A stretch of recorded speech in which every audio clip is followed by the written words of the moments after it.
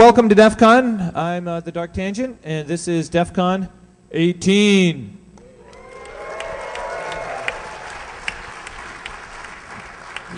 We've been in many hotels that have been demolished or blown up or kicked out of, but this is the first one that's gone bankrupt. Not because of us. So yeah, that was a little bit of an excitement about a month ago when that all started breaking. And then also I'll just go over a couple brief things before we really get into the technical stuff. This year, how many of you people have gotten onto the wireless network? There's like one dude back there. There's like, okay, there's two. Hey, so we spent a lot of energy, and Locke and the network team spent a lot of energy to try to roll out this WPA2 encrypted network. And the way it's architected, the two networks don't touch until it goes out the gateway to the internet and all of that. So the goal was, how many people here think the AT&T network is saturated and sucks? Like everybody. So, I mean, if you're trying to take a picture, send it to a friend, you're trying to blog, whatever, you just can't. I think last year I was trying to stream a 30-second clip and it took me 2 hours.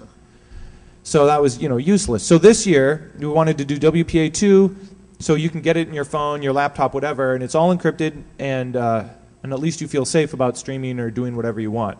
And because of that, hoping that you guys would take advantage of the extra bandwidth and this capacity, we bumped bandwidth to 75 megabits full duplex, which is like by far the fastest we've ever had. I think last year we were about 20 megabits.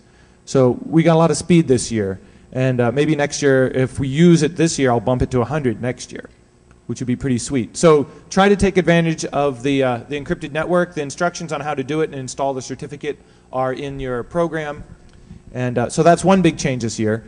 The other big change is, like, where did everybody come from? There's a lot more of you this year than last year.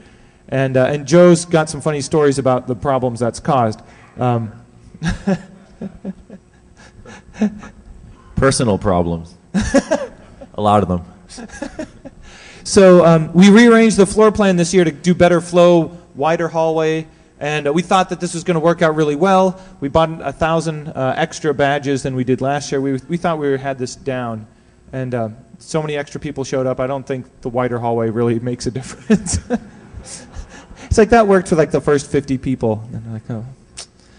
Yeah, so we're aware of these problems and have contingency plans.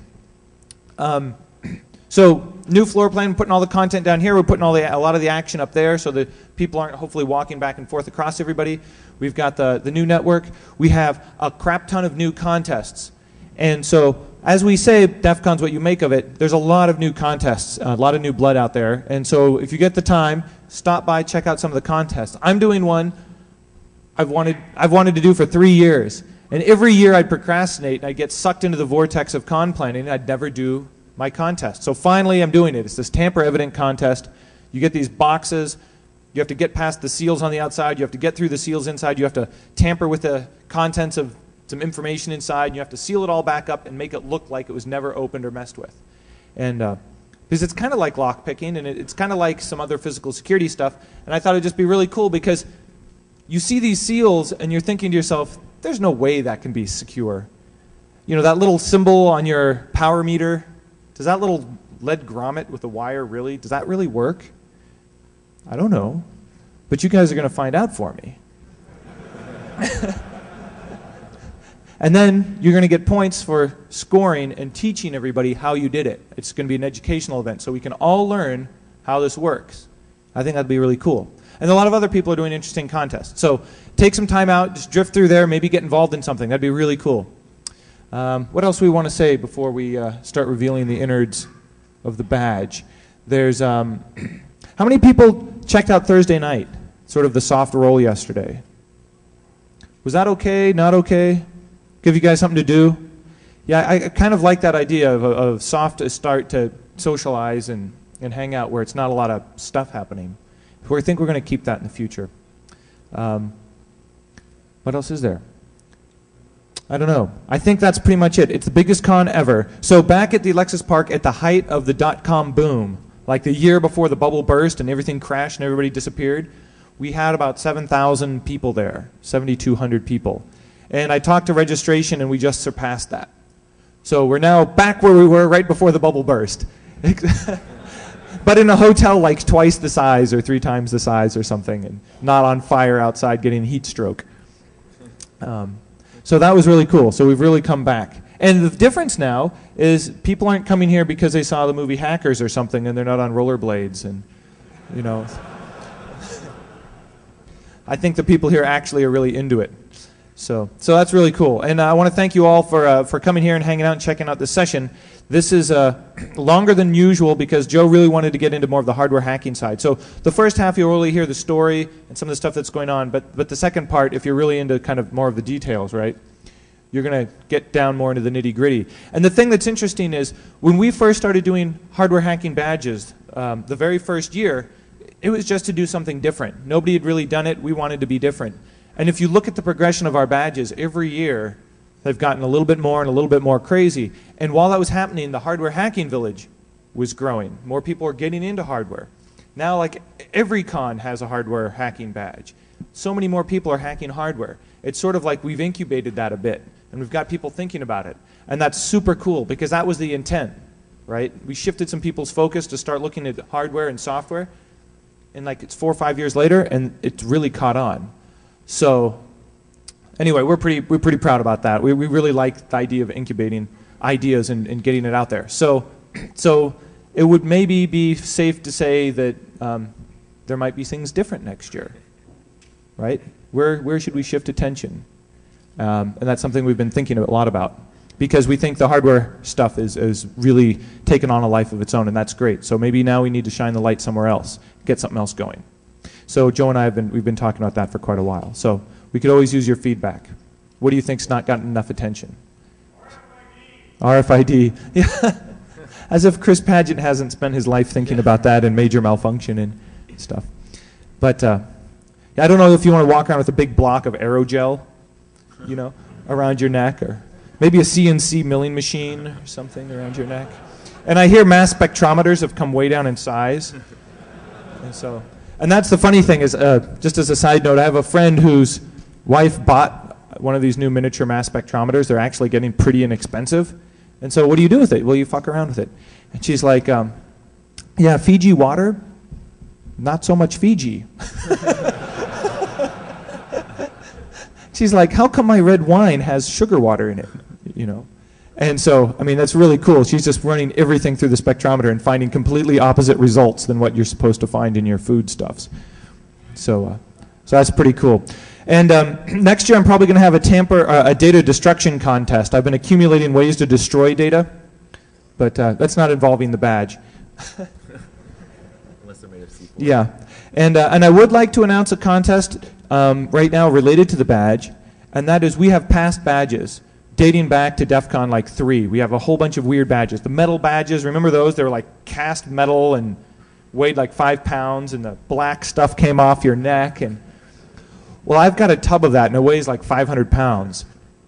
And I want to get rid of some of these badges because they're just filling the DEF CON office, and they're really hard to move. So I'm going to try to find a way to donate past badges to artists who can do something with them. So if you can think of a project you can do with hundreds of old DEF CON badges, I'll ship them to you. The deal is you've got to bring it here and put it on display. So if you've got something in mind, I'd love to help you out, and I'd love to have a cool display of all the various years' badges. So with that said, cool. Yeah, it's going to be pretty. Well, it kind of reminded me of what you did when you had all the broken ones. All the broken ones, and you did that art project in San Francisco. That was pretty cool. Okay, so with that said, I'm going to pass it off to Joe Smooth, a.k.a. Kingpin. And we're going to get this party started. So here, let me pass it off to Kingpin. Thanks a lot, guys. See you around.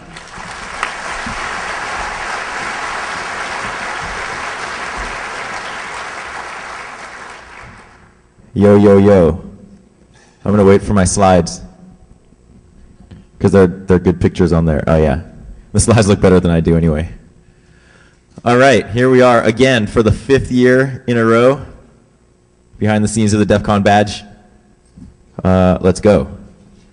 So, in case you don't know, my name is Joe Grand. A.k.a. Kingpin.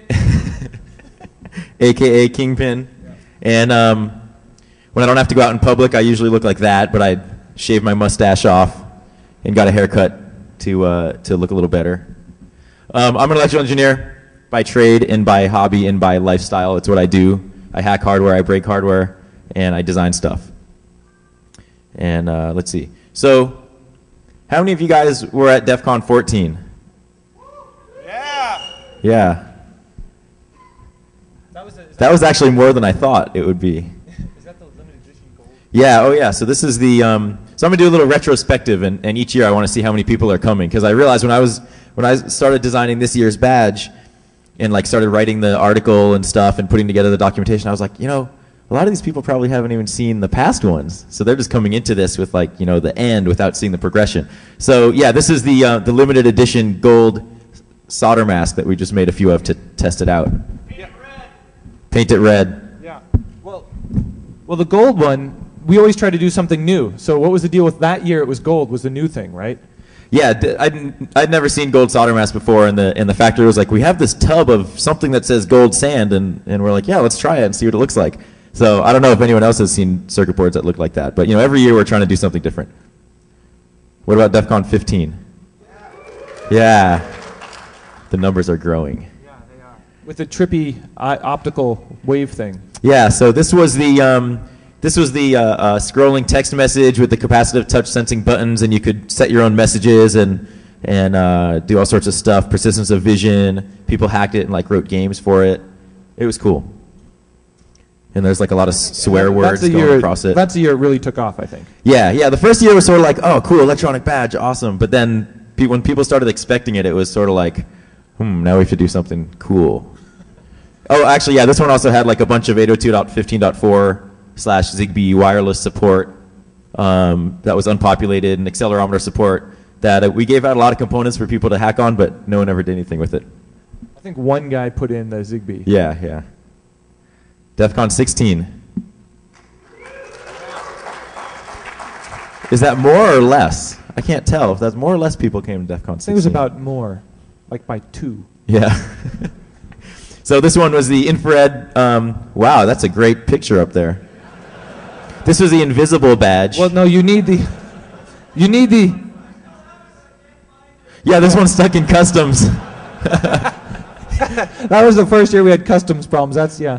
Is there a way to adjust the picture? Screen? Because I have a lot of pictures, and if they all look like that, this is going to be a really shitty presentation. Well, we jump forward one and see if it's just the slide or, yeah. Now go back. Okay, we got to mess with the Brightness, contrast. Yeah. Well, theoretically, we've got some Goon room proctors that can tweak the projectors. So if we have Goon room proctors, it can tweak the projector. Someone has to. Doesn't someone have a remote control and they can just like mess with the projector? Yeah. Enhance. Yeah. So anyway, you just have to use your imagination here. But this was a really gigantic badge, and we had an infrared receiver and transmitter, and SD card support, secure digital card support, so you could like put files on an SD card and then transmit wares to your friends, and it worked sometimes. There was a lot of challenges with this one. It was hard because you have to support like all the different SD card types because you never know what someone's going to bring. So we had this gigantic battery on there, and like people were complaining that their neck was getting sore. Oh, and then all the people that put the battery in backwards, which is kind of funny at a hacker conference because they come to me with burned fingers, and they're like, "Your badge doesn't work." I said, "Look on the battery holder; it shows you where the positive side is." So yeah, that was fun. What else? We had a TV be gone mode in that one. So if you didn't have an SD card, the thing would just like turn off TV, so you could hold it up. Turn off TVs in North America. What about last year? Yeah. So this is the year we got really crazy because Dark Tangent was always like, "We got to do a puzzle. We got to do a puzzle," and I'm like, "No, let's not do a puzzle." But then this year, I didn't have an excuse, so we're like, let's do a puzzle. So we did a puzzle. And there's 7 different badges that all connect to each other like a puzzle. Yeah, and Neil did the background art. And so when you put it all together, you kind of got the reveal of the art. And this was the first time that I'm aware of that we, anybody was using multiple layers of silkscreen and solder mask to get completely non-standard circuit board colors, and the factory eTechnet in China went out to actually find the colors because we gave them like a Photoshop drawing that Neil did, with those colors, and they actually went and matched those colors and found the right silkscreen, which was totally cool. Well, yeah, so talk a little bit about that manufacturing process. You show up at one of these fabs and you're like, hey, we want to do this. And they're like, WTF? Yeah, most times, like, circuit boards usually are green and square. And they're getting a little bit better in general. Like, factories are starting to become aware that people want to do different solder mask and some art and stuff. But to do something like this, where each badge was an individual cutout, and with all these different layers and colors and stuff, that luckily we've been working with the same factory for a while, so they're like, oh, great, it's time for DEF CON, and they, put people on it. But it was cool, and the badges actually... Well, look how closely the badges align. I mean, the tolerances tolerance are was amazing. Good. What are they, water jet cut that? Or No, they're just milled. Oh. Yeah, milled with a really small bit. And so the badges not only like physically fit next to each other, but you could also connect them together, and they were individually addressable, so you could use the human badge as the master and like control the lights from on the other one and stuff. Yeah, the master-slave sort of thing. Yeah. One group did that last year for the badge hacking contest. Smitty and his minions. Yeah. And had a surface mount microphone too, and it wasn't a bug, but you probably could have turned it into one. Yeah. Oh, and then we talked about that we had some secret modes in that one. Oh yeah. So every year, right? This is actually good. Every year we put in all sorts of secret stuff, and every year no one finds it.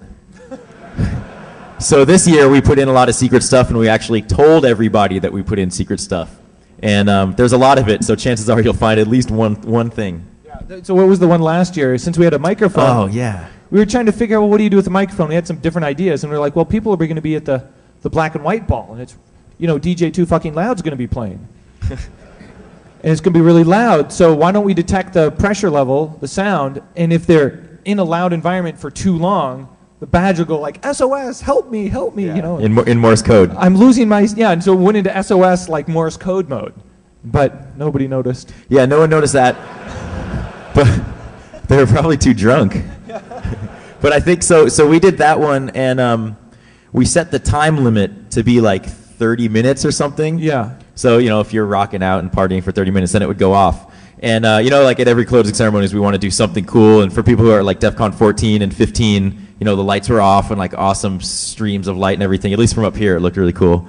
So we did that for last year too. And that was sort of, for me, it was kind of anticlimactic because we forgot that we set the limit for 30 minutes. So we start playing that. Well, you guys were here, right? And everyone's like, what the hell? Why are the lights off? The music's so loud. So we're playing the music. Everyone's holding their badges, and it's blinking, and it looks cool, but we're waiting for this Morse code. Yeah, waiting for everything to switch into, like, help me mode. And yeah. We're like, oh, not 30 seconds. Yeah, not 30 seconds, 30 minutes. And then so I go back and look at the source later, and I'm like, oh, Jeff, that's why it didn't work. So I don't know what we're going to do this year, but it's always fun to do something. What was the year you had there was an exploit against our badge? Remember one year there was like a bug track posting on a exploit in the... Yeah, wasn't that... I think that was the infrared one. One year we had, you could load the SD memory card. And yeah, then you that could was the infrared That one, was yeah. the Ninja Eye, and you could transmit data back and forth. Yeah. If you put an SD card in. And the idea was that people would pass around anonymous data, and you'd show up back at your room at the end of the night, and you'd pull out your SD card, and you'd look at all this cool shit you got, just wandering around, transmitting it. But it didn't quite work out that way, right? Because, people didn't just stay there and hold the badges up to each other. And it took too long to sync, even if we were at, 100 and something thousand baud? It was slow. Yeah. I wrote the routine myself, so that tells you something. It was probably like 300 baud. The electrical engineer wrote the code. Yeah, you know how that goes. All right, so that's the retrospective. And now we're going to start the actual badge this year. Oh, wait, tell them about the drama with the leakage of the info last year and why we... Yeah, was that last year or 2 years ago? With Wired. It started 2 years ago. Yeah. So we always wanted to leak a little bit of the information out there so you guys could get your kits ready if you were going to use any decompilers or any hardware hacking stuff or whatever. You'd know enough about it in advance to maybe grab some tools and head out here. Because the first year we tried it, we really didn't say anything, and it was kind of hard. Yeah. So we figured we'd start leaking stuff. But how do you leak it without giving it all away? So we would do like 2-part press interviews. Like here's sort of the overview, and then the con would start, and we'd dump everything so people would have a place to refer to. And it didn't quite work out. No, there was a misunderstanding, and all the info got out on like Tuesday or something. So it's sort of, we like to have it sort of secret because then it's more of a surprise for people, and it's like, cool. If you're at home and you haven't even come to DEF CON and you already know what stuff looks like, that's sort of lame. So yeah. So this year we were a little more careful, I guess. But then we were doing a little bit of tweeting. Yeah, now we've got the Twitterverse, so we've been trying to. But sometimes people have been sending some misdirection out there. I think somebody was like, somebody asked me, so which SIM card do I bring to plug in? I'm like, I'm not sure if it's AT&T or Verizon. You know, it's like someone asked me if the FCC had released our badges yet. Yeah.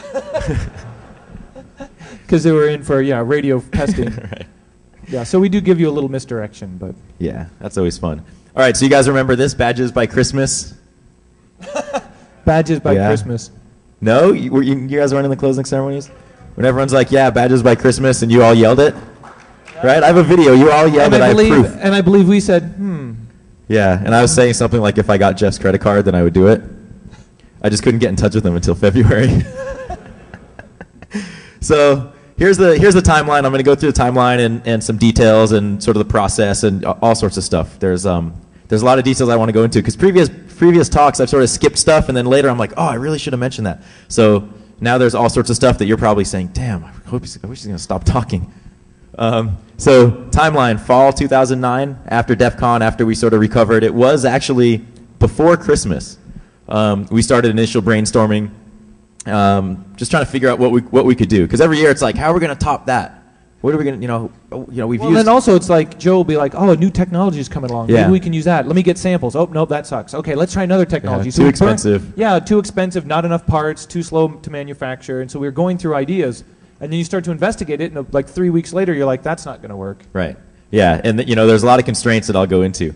So we started brainstorming, and then January is when we actually had a pretty decent idea. I found these displays, and I'll talk about those later, but found this cool display, and then we decided to go with like an aluminum circuit board because aluminum's awesome, and metal's like, I'm wearing my metal badge.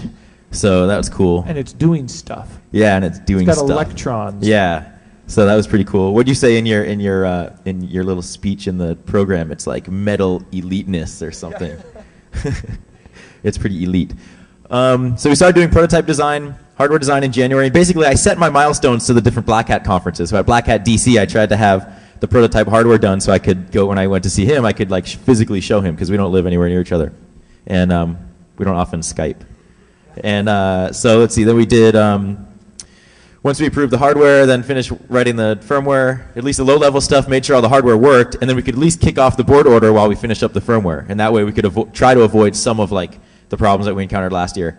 And then we ordered parts, and it's like pretty much trouble-free. There's a few little hiccups that we'll go into, but the badges ended up arriving on time. So do you guys like that? Are you happy with that? Okay. Well, and the funny thing is, you'll tell the story, but it's the wrong country's customs held it up. Yeah. Well, at least you enjoy not standing in, I guess you have to stand in long lines anyway. So I don't know. I guess it was worth the effort to get them here on time. But it was good. So here's some more pictures. That's the Octo Squidly badge. Yeah, this is what happens when an electrical engineer uses a pen. And I'm like, we could do like an octopus. I'm like, hey, Joe, that's a great idea. Yeah, Neil, we need some help. Yeah, over here, Neil. Yeah, so this was the original sketch. Actually this was sort of my proposal to Jeff and Ping about even using the LCD, because it's sort of like, how are we going to mount it? It's not really designed to be on a badge. And I was like, no, we can do it like this. We can like have it on the front and have a slit and put it through and like do laser stuff. And they sort of went with it. Yeah, it turned out that the squid form factor didn't quite work. Yeah, but, that got thrown out. So here's the next step. So basically we had, we knew what we were going to do, and I wanted to put together a paper mock-up to figure out how I could align the LCD and the battery and everything, because the pinout of the LCD was in such a way that I could only do it the way that you see. So pin 1's on the left and pin 30's on the right. So I couldn't move it any lower because all the other electronic stuff was in the way. So I had to do a bunch of mock-up stuff. And then I built the prototype. So this is before the art. Oh, motherfucker. That's why someone called my cell phone. Call the hotline. Dead battery, hate the badge, need advice, button stopped working, make a suggestion, wrong color, badge problems, call my cell phone. I expect that the goons will find out who did that and come tell me. And if you do decide to call me, you can go fuck yourself. Or I'll find you and do it for you.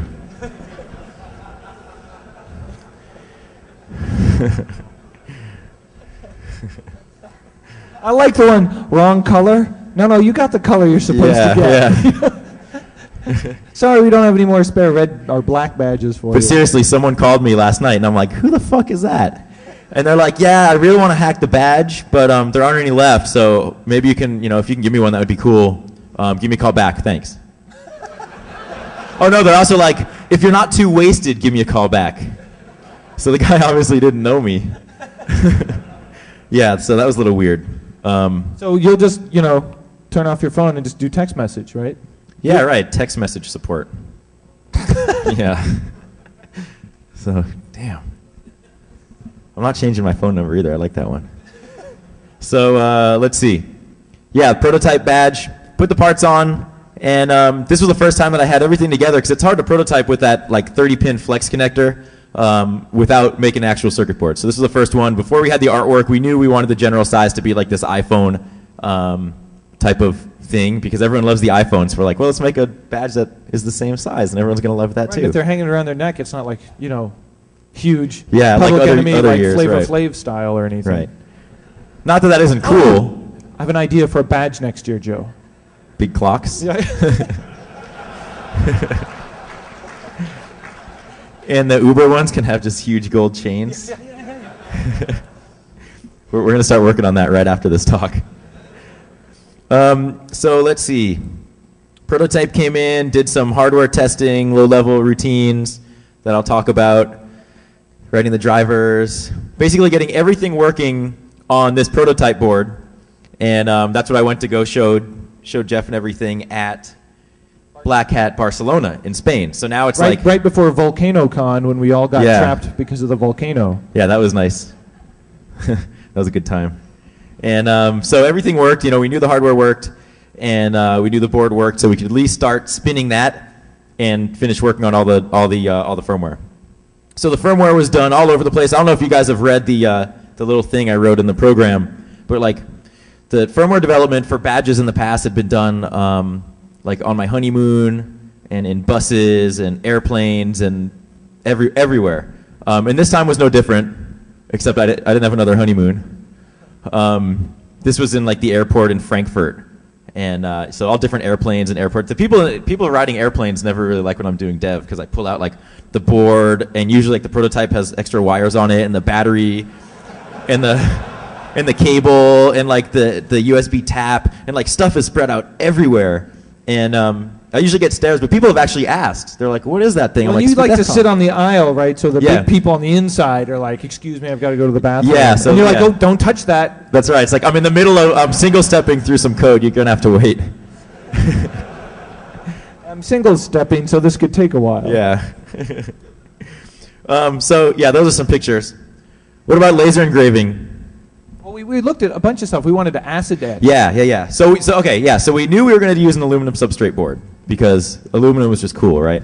Everyone else has used this fiberglass, and the challenge of aluminum substrate is we needed to have everything on a single side of the board. So we'd have the front side clean. So we're like, all right, now we have the front side clean. What are we going to do? We've already done solder mask colors. We've already done different silkscreen artwork. Yeah, cutouts. Cutouts. Yeah. So it's what can we do, and what works great on aluminum? And it ended up being laser engraving. We looked at sandblasting and actually etching instead of engraving. We did acid etching, but then you have to submerge the whole board, right? There's Yeah. a problem where you couldn't protect the electronics. Yeah. So this gets into the area that we've never tried. We wanted to try something new and didn't know what it would turn out to be like, but we didn't want to completely sabotage the entire thing. So we decided to do the laser engraving, and Neil, of course, did all of the crazy, insane artwork. Yeah, and it turns out you have to invert the art. Yeah, you have to invert the art, and I think I might have a picture of that. But the real challenge was finding a vendor that wanted to do it, because every vendor's like, yeah, we'll laser engrave your coffee mug or your keychain. But it's can you laser engrave our circuit board? And they're like, what's a circuit board? And then they get all scared and everything. So it was really hard, and eTechNet actually ended up finding a facility in China that would do it. Well, at one point we were going to Guatemala. Yeah. you know. Yeah, or Guadalajara. Yeah, I might even have slides on that. But basically, the factory in China would do it, but they jacked up the price because they didn't know how it was going to turn out, and they would probably have to spend more. And then eTechnet jacked up the price in case they had to go and support it and everything. So the price was like, it ended up being like $6 to laser engrave it after doing the fab of the board. So we're like, oh, that's a lot. So we reached out to to some places in Guadalajara, which is some factories that Freescale uses, and since we have the connections to Freescale through the microcontroller, we reached out to just all our contacts. Like Ping reached out to all the people that used to do DEF CON badge manufacturing and everything, and it was like really nerve-wracking. And actually, I was in South Africa, and you were somewhere, and Ping was somewhere, and we all had this conference call trying to figure out what to do, and we ended up getting a slightly lesser price from the laser engraver in China. It ended up being like $3. But we figured it was safer to at least do that instead of having to ship badges to all different places to have them like. We'd had problems with Chinese customs. I don't know a thing about Guadalajara customs. Guadalajara, yeah. At least it's Mexico. You can like drive there and just smuggle stuff back, and like throw a few people in there as well. You can pay somebody to smuggle it. Yeah, right, exactly. So here's the process of the laser engraving. I didn't actually ask Neil if I could use these, but I'm sure he won't mind. So we started off with like this pencil sketch and pen sketch. I was trying to say, we want to have this whole portrayal of like a whole hacking scene of all these different things going on. And when you combine all the badges, you get a large piece of artwork. And so this is his first draft where he was like, finally understood what I was trying to get at, and he kind of pulled this together. And so it was a good thing we got a picture of that before it disappeared. Yeah, and this was a huge labor-intensive project. For him to do the artwork, it was like weeks. Well, and the aspect ratio of it all, yeah. And then this is how it finally came out in a form that could be lasered. And do you guys notice on your DEF CON or the Riviera hotel keys that they match the image? Yeah. So if you can social engineer the people at the front desk, you can get all 7. And then you get the whole panoramic and you get the image. whole, yeah.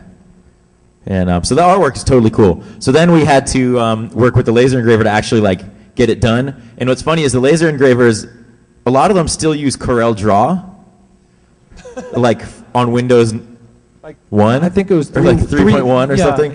Yeah, really, really old equipment. So poor Neil, he sent me Adobe Illustrator CS, the latest 4 stuff. or Yeah, whatever. and we send that to the factory, and they're like, "What's this? What's Adobe Illustrator?" So there's a lot of back and forth to try to get into the format that they wanted, and they ended up doing it right, where the white part is where it's been lasered, and the dark part is where there's no laser. But we had it reversed, so the first set we got back was inverted, and we're like, this looks really shitty. So we tried it again, and it looked all right. And it's a little like sort of hologram looking. So yes, they do have all different images on them. You just have to look really carefully. And they bill you for how long the laser dwells, right? Yeah. So how far down do you want to laser? Well, you're renting time and everything, and we're like, can we make it more contrasty? And it was just too risky. So it looks awesome, and no one's done that, and that's what we like to do. All right, so some functionality. Early block diagram. This is a little more my style because they're just squares and arrows. We have the 56F8006, which is the Freescale part, and we have the display, USB to serial adapter, a bunch of interfaces and test points and some other things. So let's see. Let's go here. This is the same part we used last year. Do you guys remember that story where a bunch of these parts were stuck in customs going to the factory, and we had to order more to try to get those through, and those also got stuck in customs. So now we had like 50% more than we needed. Yeah, almost it was like 100% more parts stuck in customs. 14,000 parts at one point stuck in customs, and then half of those got released and came to you guys on the badges, and then the other half, like 3 months later, got sent back to my house. So we had all of these badges. And you can't return them 3 months later. No, not after they're programmed and everything, and they've been sitting in customs. So we had these parts, and it's a great part, and I thought it would actually be cool to use it again because you guys who are hacking the badge are like familiar with it now, and you can do some like really cool stuff. So there were some things we wanted to do. We actually were talking about doing some wireless functionality and some other things, but this part in particular just isn't suited for that. So we're like, all right, what's it suited for? And we chose, sort of chose a design based on that. All the data sheets are on the CD, but they're also linked up there. For those that don't know, it's a pretty sweet part. It's like it's a 16-bit, essentially digital signal processor. It's called a digital signal controller. It can do all sorts of cool like math functions and hardware-based accelerated stuff. 16K of internal flash. The PWM channels are what we used last year. I2C, everything you could want in a cool little chip. We're powering it from 3 volts, and there's a block diagram. So that one you should be familiar with, and it's just a nice general purpose part. This is the cool thing. This is like, I wanted to use a display for a really long time, but the prices haven't been right, and we never knew how we were going to mount the display and everything. So this is a display from Kent Displays. And did you guys notice when you got your badges, like you could sometimes see the DEF CON logo on there? Because these things are super cool. It's like this cholesteric LCD, and the liquid crystal's twisted in some way that you don't need to refresh it. You can basically write to it, and you don't have to refresh it or apply any power to the display once you write to it, sort of like a Kindle or whatever. So you can write your image, and then it draws essentially no battery power at all unless you update it again. So during the test procedure, I had them put up the DEF CON logo, and then it would come to you. But you notice like sometimes it was fading and stuff, because that if you push on the display, it will fade because you're not actually refreshing it. You're just like untwisting the crystals or doing something. So then you have to hit a button or put power back on, and it will refresh. It's just a really, really sweet little thing. Well, in the battery life, in the past, we had these huge batteries, and you're like walking around with this big thing around your neck. And now this thing, what was the power consumption? It lasts. Yeah, so I have a power consumption chart, so that I'll show you guys. But previously, it's always been a challenge because we want the badges to last the whole time and the LEDs not die and everything. So it's a really hard problem. So I'll show you the chart later. But the battery ends up lasting like 2 weeks. And it could be more, but there was a few little things that we put in so you couldn't actually end up like physically damaging the flash device if you're trying to reprogram it. But there's some other modes that we could have done to make it last like a year or something. But 2 weeks is good because you'll be home by then, hopefully. So yeah, a bunch of different specs. So this was another one of those companies where I saw their thing online. I'd seen them a bunch at different conferences, and I call them up and I'm like, hey, I'd love to use this cool display you have for this DEF CON conference. And they're like, DEF CON, what's that? And I explained the whole thing, and they're like, cool. And most companies, like most big companies, when you tell them what DEF CON is, they don't go, cool. They hang up on you. And then they don't call you back. So these guys were totally into it, and it turns out that the sales guy I was talking to is this old school ham radio operator and everything, and he gets it. So they gave us huge discounts. Essentially, they gave us 100,000 quantity pricing for almost 8,000 pieces. And it still costs $3.50 each, because these things are like a brand new technology and everything, but it's just super cool. And it took a little bit of convincing, because it costs so much, but it's also most cool. expensive badge ever. But Yes. the interesting thing is, what was this originally designed for? Yeah, so this was originally, so actually it was not used in the first moon landing. For those who remember that. I guess nobody. No, there's It's somebody like a laughing totally over different here. audience. Yeah, but it wasn't. Yeah, one person's like, yeah, I remember that. Dumbass, it wasn't 1968 or 42 or whatever. So yeah, this wasn't used in the moon landing, but it was originally designed for like the Verbatim Insight USB hard drives, which you guys have probably seen, but they're for sale right now, and the display is used to show like the remaining hard drive space. And it's usually designed to be inside of a bezel and protected. So we were the first ones to actually use it in like this exposed environment. So we ran into some interesting things, and we actually just discovered a problem with their display with the power down modes, because it was something that Verbatim had not needed. And then we start using our battery powered device, and we wanted to do all sorts of stuff in the sleep modes, and we totally discovered this bug, and they're like, holy shit. And I was like, holy shit, because we had like 4 days to get the firmware done. So they ended up sending us a revised version that they happened to have and just hadn't released yet. And it was good. So those guys were great to work with. And you notice like it's pretty slow to update the screen. So it's like 1.7 seconds, and that's kind of just the nature of the technology. The Kindle seems to flip faster. You sort of have, you have Kent Displays and you have E-Ink are the two companies that I'm aware of that do this stuff. Technology is slightly different, but these guys were excited about it, so we went with them. Yeah. I think I have a slide on the adhesive. So the internals for this thing's cool. It takes a serial interface, and there's a bunch of external capacitors and components to set up the drive voltages. And then it's just a standard serial interface, so it's very, very easy to use. And there's a bunch of sample code that they gave me, and basically like a few hours in, the display came right up. So it was like, yeah, it was pretty cool. Made me feel good. So here's the schematic, and I'll step through like a few of the different functions in more detail. There's a seamless power switch between the battery and the USB connector, because we figured if you're going to plug this thing into your computer and do all sorts of stuff with it, why drain battery power? So you can leave the battery plugged in and then plug in your mini USB to your computer, and now it's switching from the battery to the computer, which is cool. That was actually like the hardest part to design hardware-wise, even though it's like, oh, it's just a MOSFET and a diode. But I learned a lot about diodes during that time and a lot about MOSFETs. So there's all sorts of debug and bootloader and some other things that I'll get into. Bill of materials, I always show this. Yeah, $14 per badge. That's not the only reason the price of DEF CON went up. I remember the first DEF CON badge was like $1.20. That was like five bucks. Yeah. But that's a big jump. And this actually doesn't include the cost of the Freescale processor because we already had those. So it would have been actually like $16 or your labor. Or it does include your labor in there. Yeah, my time. Then the badge would have been like $35 a badge or something, 50. And the big ticket items were the LCD and the laser engraving was $384. So, you know, but we wanted to try something new, and it's Jeff's money, so I figured we might as well just spend it. So here's the assembly drawing. All of these things are also in the CD, so when you do want to start hacking it, you'll notice there's no part designators on the actual board. These are the part designators. And some of you guys might have actually, like the last 40 badges were short a diode, and possibly short a capacitor, or maybe short a display. So now you can go to Hardware Hacking Village and put them back on yourself. Yeah. Yeah, I don't They'll see a sticker on the badge, though. Yeah, well, you'll see an arrow on it. Just if you're right at the end, like the last 40 people or something. But we expect you to see you in the Hardware Hacking Village. And we're actually, with Jeff's permission, we brought all of the leftover components from previous badge builds. So we have reels of components and other things. You can come up and like grab some of the RGB LEDs from last year, like the microphones, and put them into whatever you're hacking on this year for the contest. So free hardware. Here's the backside. You have your two switches.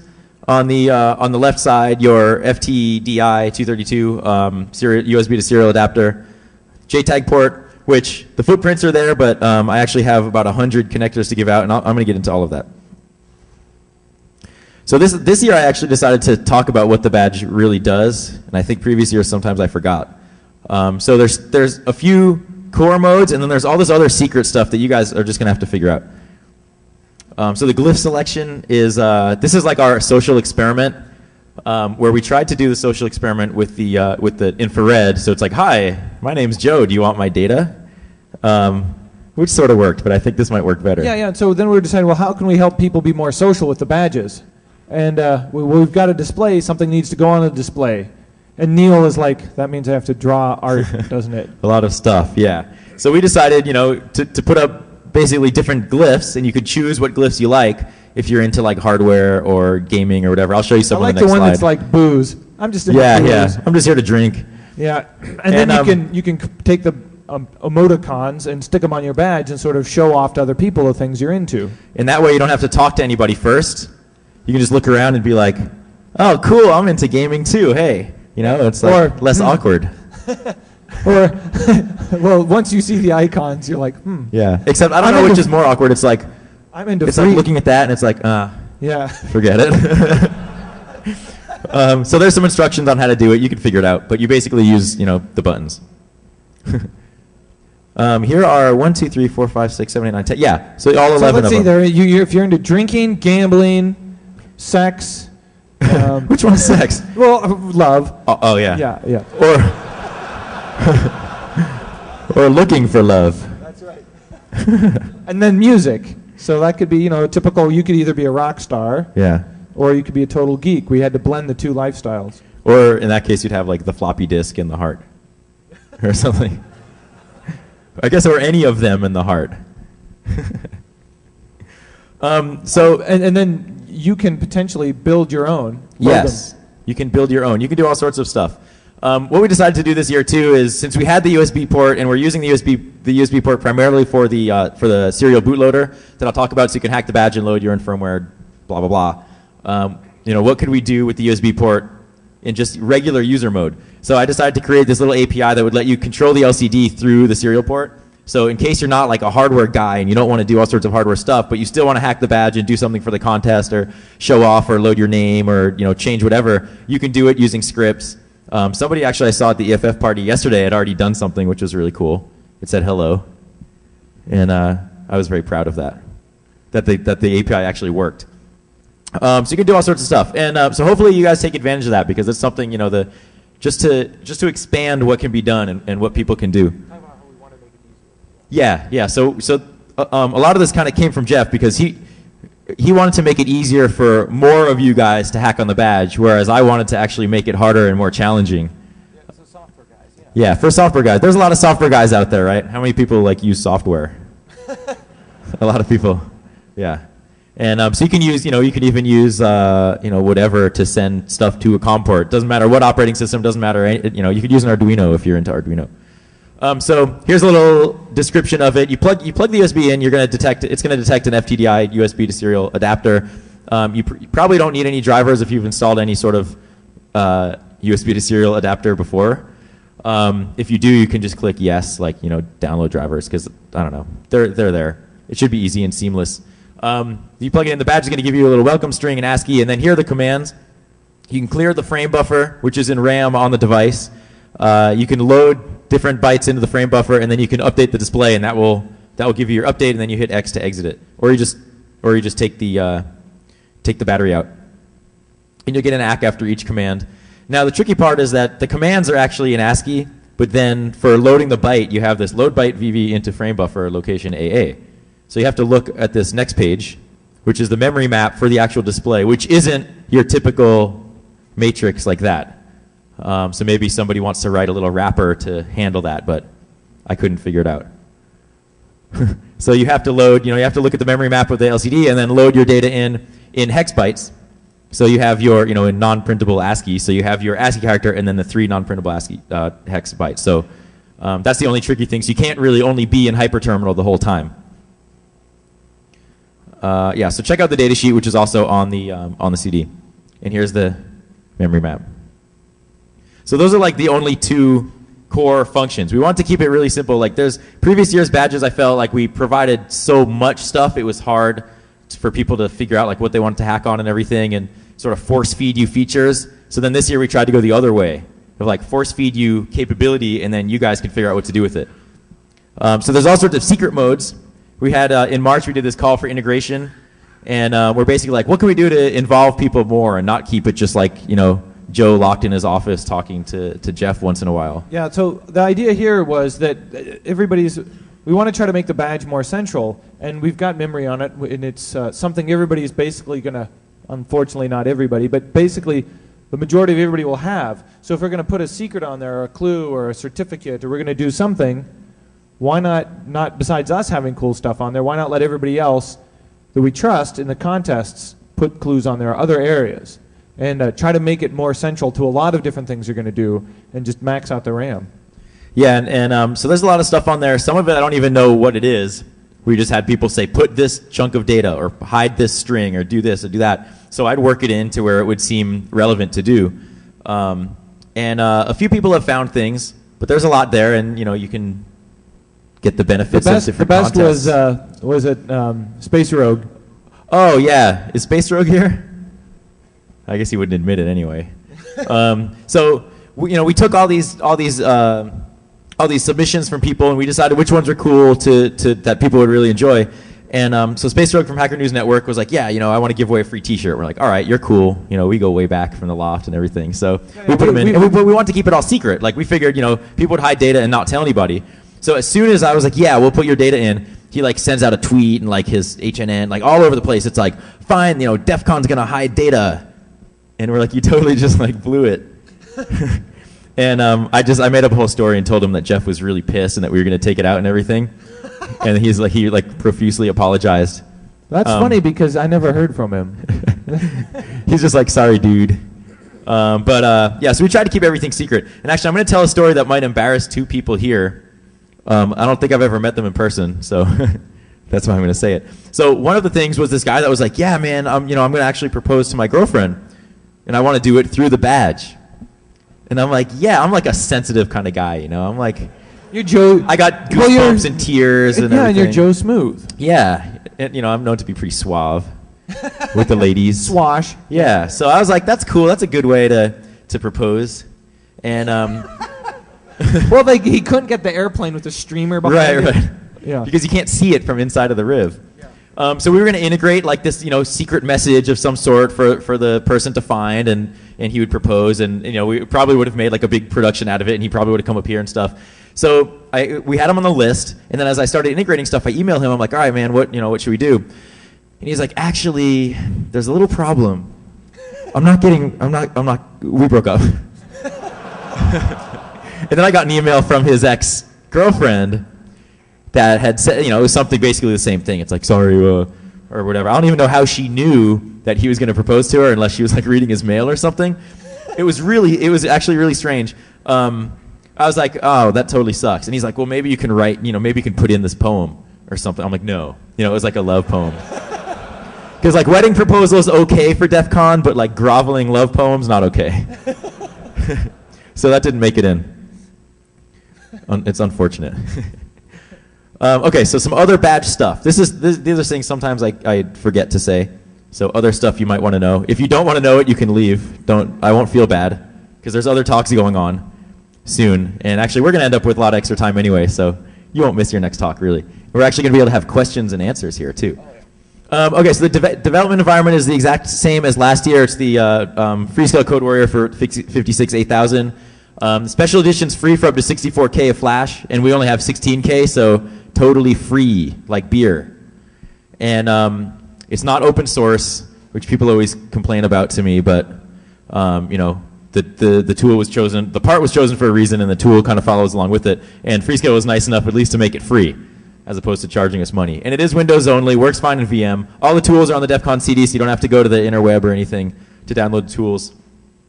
The one main part that's really cool is Processor Expert, and I mentioned this last year, where basically it's this GUI for configuring the peripherals. And everyone loves GUIs, and no one loves configuring peripherals. So it's like a perfect match. Basically, it takes care of doing all of the low-level drivers and interface functions for timers and serial port and PWM and everything, so you don't have to actually do a lot of the setup. You can just select your bean, which is what each module is called, configure your bean, and then drop it into the code. You generate code, and it will generate it. So that if you're not a low-level embedded guy, you can still develop stuff. And I use the beans. I use Processor Expert, so if you load up the source code that's on the CD, you'll be able to see like how everything's configured. Who's planning on hacking their badge for the badge hacking contest?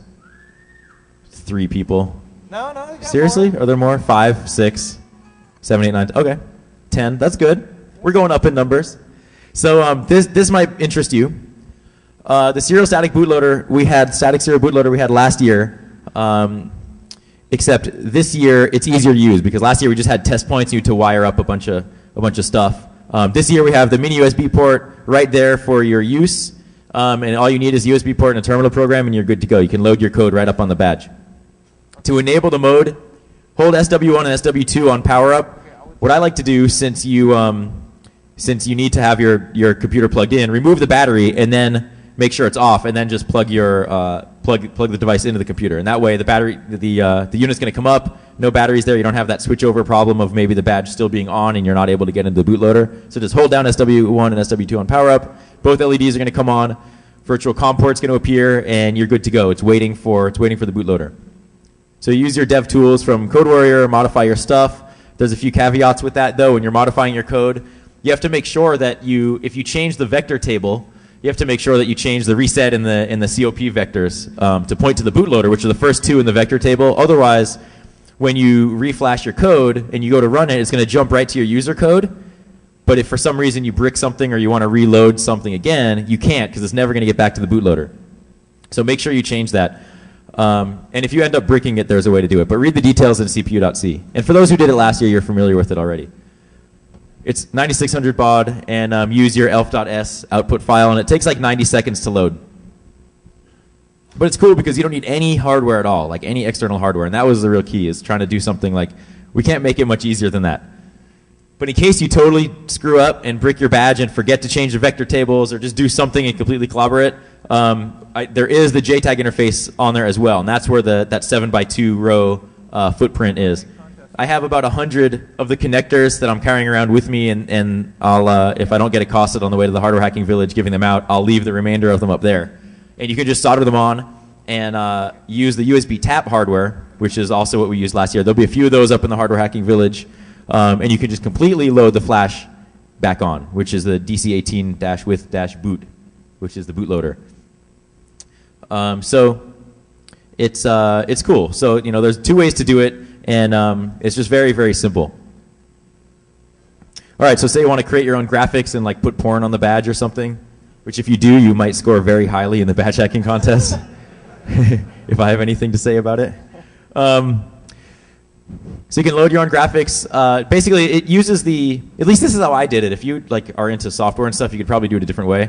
But I use the Kent Display tool, which comes on the CD, which was designed for 132 by 64, their older display.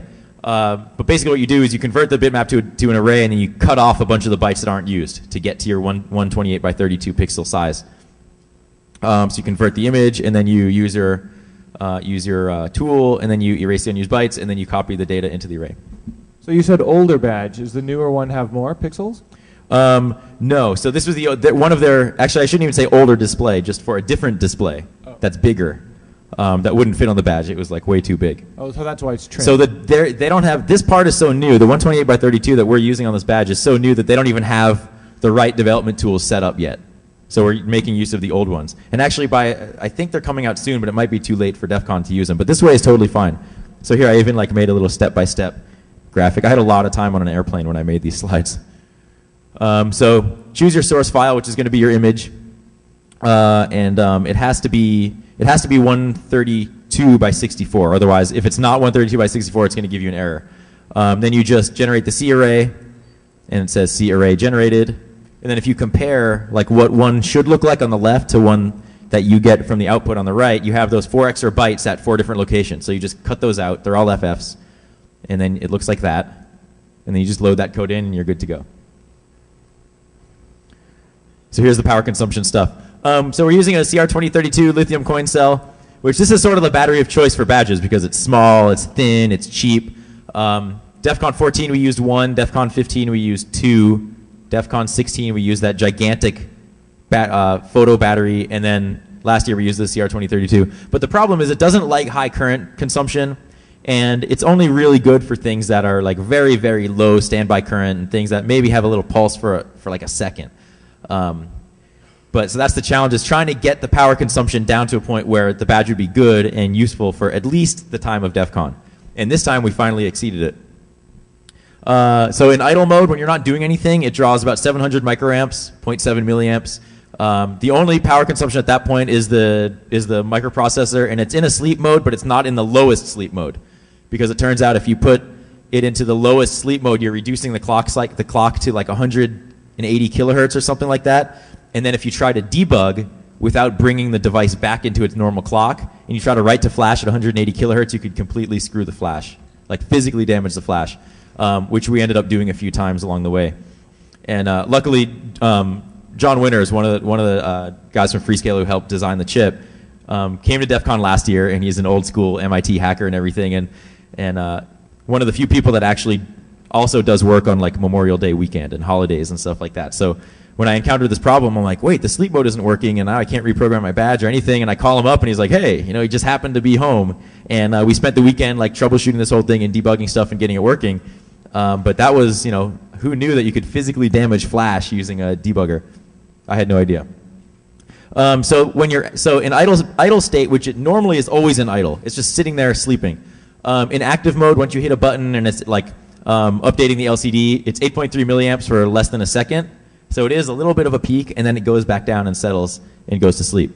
So really, even if you're continually changing screens and stuff, it's not really drawing that much current. If you're transmitting through a serial port, I'm not going to tell you how that's done. It's 6.7 milliamps. And you're not going to tell them because? Because it's a secret. You guys writing that down? Yeah, secret. And you maybe will figure it out, maybe not. I'll tell you at closing ceremony is what it's for. So you can use this thing for 2 weeks, which is cool, and I'm really happy with how it turned out. And in say you have typical daily use of an hour active, which means an hour of the display updating constantly, which you're probably not going to sit there and update it for an hour. But even if you do, it's still going to last 9 days. Here's a little power consumption chart. For a single LCD refresh, you can see it just sort of peaks and then comes down really quickly. Multiple mode changes. If you're switching stuff around and selecting your glyphs, you see a little more peaks. And then the serial port is like this steady power consumption. So for those that are into graphs, I don't know, I thought that was kind of neat. This is something I'm really proud of because I'm not really an analog guy. I'm just a digital guy. I design embedded systems. And having to like take out and use a MOSFET and a diode was like cool. I'm a real engineer now. So the seamless power switching was something I mentioned was really important just because you had the battery in there, but why run it on the battery all the time if you're going to plug it into your computer? But what's also cool is say you plug it into your computer, then you want to take out the battery. You can do that and the system's not going to crash. Or say you have it plugged into your computer and then you want to go mobile. You can plug in your battery and then take out the USB and you're still going to be up with no glitching. So the way I have it set up here is there's a, God, I hope I remember this. This was a long time ago when I did this. I have a P-channel MOSFET that's on by default because I have R4 pulling it down. So that's going to be on by default, meaning that VBAT is going to connect to VCC, and then VCC is the system power that goes everywhere else. When the USB is plugged in, then the 3V3 out, which is from the FT232, which is it's a 3.3 volt low dropout regulator output that's used. It's like a 25 milliamp current source. So you can power some things with it when you plug into the USB port. So that line goes high and turns off the MOSFET, and then the battery is isolated from the circuit, and then you have the D5 now passing current the other way from 3V3 to VCC. And there is a little bit of leakage from the body diode of the MOSFET, so there is some leakage coming back into the battery, but it's really, really small, like nanoamps, and that's okay to back power a lithium battery at nanoamp range. But if it's something larger, and like say you put in a different MOSFET for some reason, you could like explode the battery. And then the one other interesting thing is the voltage drop across D5 causes VCC to be lower, so we're not actually seeing 3.3, we're seeing like 2.6 when we're running it off the USB port. And there was all sorts of problems that I ran into with diodes because you always think of a diode as being this ideal device, right? It's like you let current flow one way and it blocks the other way. But it's not really like that in the real world. Current will flow one way, and but then there's leakage backwards, and then there's the voltage drop across the diode. So basically, the higher the voltage drop, the less leakage, the less reverse leakage you have. But then the higher voltage drop, you lose that voltage. So I was going with a really low voltage drop device because we were on 3.3 volts. I was like, well, I don't want to drop it too low. But then I was actually powering the device through. I was powering the FTDI part, the USB to serial adapter, through the battery, and the thing was coming on, and it's like, that shouldn't be on. So it was this whole problem, and I switched out the diode to just a more general purpose one, and it worked fine. And here's some other pretty pictures. So this is switching from battery to USB. God, you can barely see that. But VBAT's at the top, and then you can see 3V3 out is low, and then when you plug in USB, it goes high. There's a tiny little, like 50 microsecond glitch at VCC when it drops from battery voltage down to the USB voltage, but totally works. And then here's the other way of USB to battery. So say you have it plugged in and then you pull it out and it goes back to battery. You see a little like half volt droop, but that doesn't affect the system operation. And you can see the battery or 3V3 out sort of drain, and then the battery stays level. So all sorts of neat stuff. Badge types. Here are the different quantities. So 7,000 human. Sorry, it should have been like 10,000. But live and learn, I guess. You can never correctly estimate it. And people are always like, well, why don't you just order more badges? But it's, those badges cost money, and it's hard to get stock, and then we don't want to end up with like 2,000 leftover badges. And then this year there just were no more parts. Yeah, so that was the other thing, is we originally actually were going to do 6,000 human badges. And after I'd ordered all of the parts and got everything sent over to the factory, Jeff was like, can we order more? We should probably order more. And I'm like, all right, so we ordered 1,000 more, but it turns out that I called up Freescale, I called up all the distributors trying to get 1,000 more of the 56F8006 semiconductor. There was only like 1,000 left in stock in the world because all the factories now are on what's called on allocation, and they're so backlogged it's ridiculous. Like parts now, anywhere you look, most parts have like a 17 to 26 week lead time. So we could get parts for next DEF CON, but not for this DEF CON. And that's anywhere you look. So we could only end up buying 1,000 anyway, so it's lucky that we only did that. Yeah, just really wild. So let's see, Uber, there's 30, so you want to get one of those.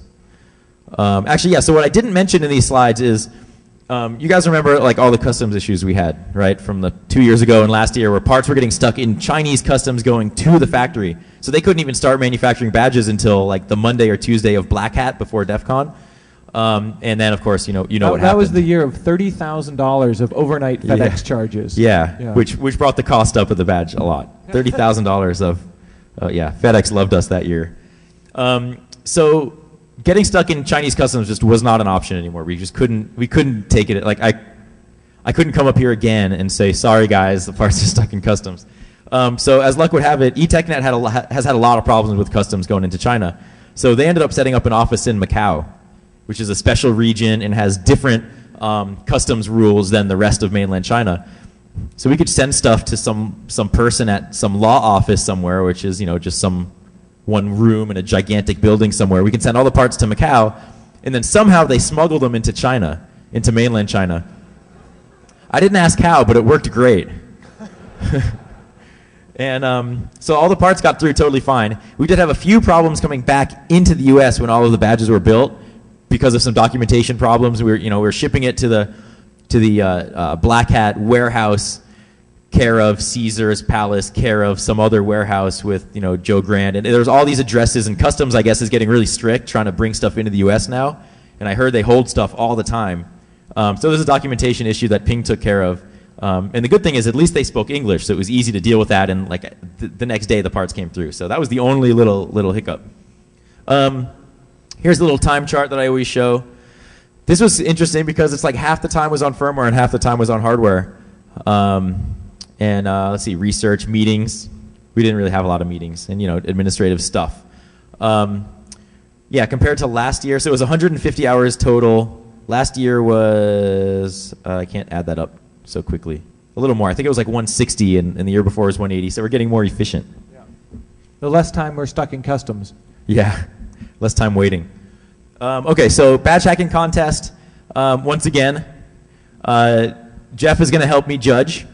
So you guys don't think that I'm playing favorites, because I don't play favorites anyway. But Jeff's going to help me because last year there were so many submissions and there were so many good ones. We're like, oh my God, what are we going to do? And I call him like freaking out, trying to get some help. So we're going to be judging the entries, and you actually get to win a black badge if you win the contest. And I have all sorts of prizes. I cleaned out my lab and cleaned out my closet and stuff, so there's all sorts of cool things that you really want. Freescale is actually given a bunch of dev tools and stuff to give away. Yeah, so it's definitely going to be worth doing. And we're awarding the top 3. Previous entries, if you want to read all about the contest and stuff, just go to my website and check out like the DEF CON 14 badge or whatever. All you need to know is at 2 p.m. on Sunday in the Hardware Hacking Village is when we're going to start taking submissions. So I'll be there. Jeff probably won't be there, but I'll give him the rundown when we start deliberating the results. And I'll take pictures and video it and everything, and you have like a few minutes to show your stuff. So I hope to see you guys there, and we're looking forward to what you can do, especially if you're not into hardware, if you're a little bit nervous about the hardware, you can still use the USB serial port and do something cool. I think that's a different category. There's the people who do all hardware and the people who do software. Yeah, we haven't exactly decided how we're going to judge stuff and who's going to win, but maybe there'll be multiple winners, right? Software only or hardware only, but we're not going to tell you that because we don't want to limit you. You just do what you do and make your project and hack your badge, and then we'll decide what to do about it. So that's actually it, and we have some time for questions. For the first time ever, people can ask questions in the room. You have to use a microphone, and